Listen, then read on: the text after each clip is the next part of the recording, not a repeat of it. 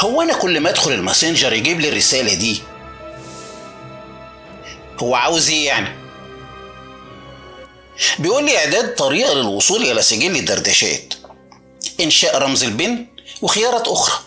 ولو دخلت على انشاء رمز البن بيفتح لي خانة اجراء انشاء رمز البن للماسنجر علشان اعرف ادخل واستخدمه.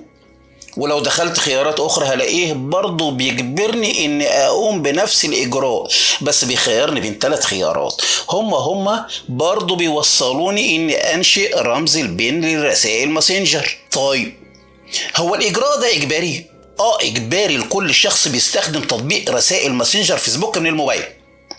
طيب هو انا اقدر اتخطى الخطوة دي واستخدم ماسنجر بدون رمز البن؟ اقدر. تعال اعرفك هتتخطى الخطوة دي ازاي. في خطوتين هتعملهم في نص دقيقة، مش هأخرك.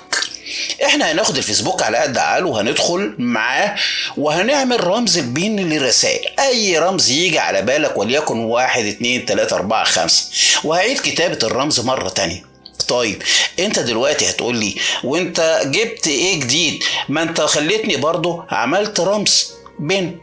اقول لك تعالى معايا في خطوة صغيرة، هنرجع ونضغط على حذف التخزين الآمن وإيقاف تشغيله، بعدين نضغط على تخزين الرسائل. هتلاقيه بيقول لك هل تريد حذف التخزين الآمن وإيقاف تشغيله؟ هتقول له أيوة وتضغط على متابعة. بس كده هتلاقي نفسك بتدخل وتخرج من الرسائل بدون أي بن ولا تن. شكرا، أتمنى الشرح يكون عجبكم. لو أنت معايا في الفيديو لغاية دلوقتي اضغط لايك للفيديو واشترك في القناة، ولو انت ليك اي سؤال انزل اكتبه تحت في كومنت، ولو مالكش سؤال انزل برضو صلى على النبي عليه الصلاة والسلام. والسلام عليكم ورحمة الله وبركاته.